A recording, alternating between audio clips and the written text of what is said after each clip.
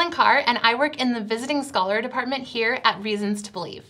This week, we're joined with the amazing Dr. Ted Cable, and today we're going to figure out a little bit more about apologetics and how you can effectively use it.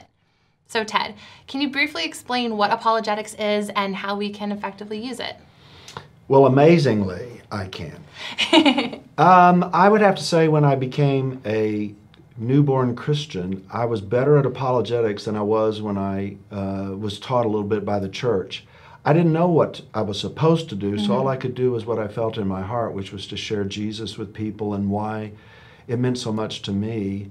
And I actually found that the Lord used me to reach other people better than I did later. Later, I felt like I was a little preacher. I had a set list of stuff I had to do. So don't talk to me if you're the unbeliever. Let me run through my list of stuff here and then get at the end, okay, are you ready to receive Jesus? And I didn't understand why that didn't work very well.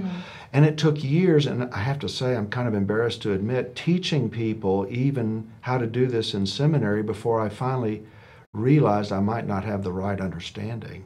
So what would be your best advice for someone that's going through that process and maybe they are trying to go through the steps? Yeah. What would just be your best advice to them? Yeah, my best advice is God uses all of us right where we are with the people He's assigned to us, and that you get better by practice. So you don't have to learn a bunch of stuff. You just be real and you share what you know. And if you don't know an answer to a question, you go home and learn about it, and that gives you an excuse to get together with that person again. You say, that's a great question, I don't know the answer to it. That's not a mark of defeat. You're not pretending you're God with all the answers. You're wanting to have a dialogue, and you want to keep that conversation going. In fact, I call apologetics the flip side of the gospel. It's what you do when a person says no to Jesus. How do you keep that conversation going, or do you just walk away? Well, I want to keep it going. And if they have questions that are sincere, I want to be able to think, best I can, how can I help them see that's really not a barrier to Christ?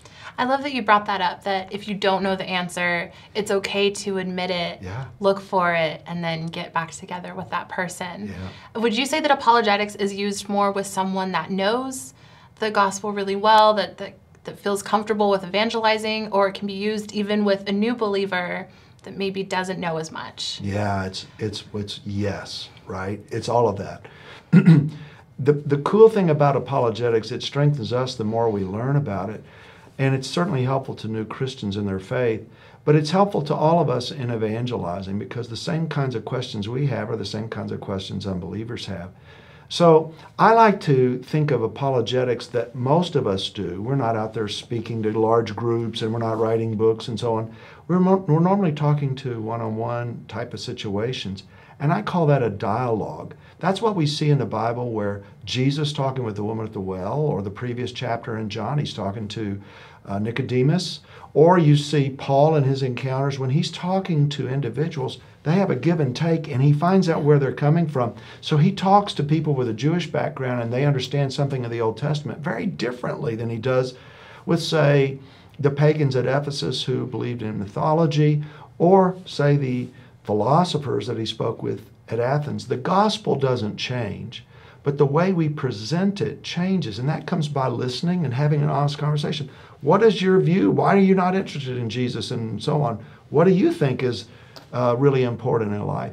That really helps take the pressure off of us. How would you handle a situation then for using apologetics if someone just combats you with just a completely negative response to what you're going for?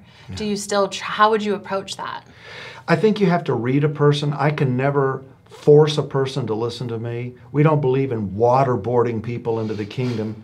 We can't force a person through sheer mental impressiveness to become a believer. So our goal is to have a conversation and hopefully be used by God to either water, plant seeds, weed out stuff, and occasionally we reap when they say, I'm ready. But in the end, I would say you really have to know your basic truth about Christ. You present that to a person, and they need to understand what that's about. And if, in a way, I think the most important thing you can do as an apologist is really explain in language other people can understand what's most important. Few people today who even claim to be Christians even know what that means. They don't even know who the Creator is, that they're supposedly in a fallen relationship with, who has become one of us in the person of Christ, yet without sin, to redeem us. They don't even know what that means. The word redeem I probably wouldn't even use. So explaining the gospel is actually part of apologetics. And then I would go on to say, hey, some of your views are right. I'm friends with you on this. And then, but maybe there's some questions I want to ask them, level the playing field. And then finally, it might be I have to go home and learn some things about science or history or philosophy when tough questions come up. But I don't have to start there. I just need to know Jesus and the Bible, its teaching on the gospel, and get that clearly before another person. And off we go. We get better by practice. Let's do it.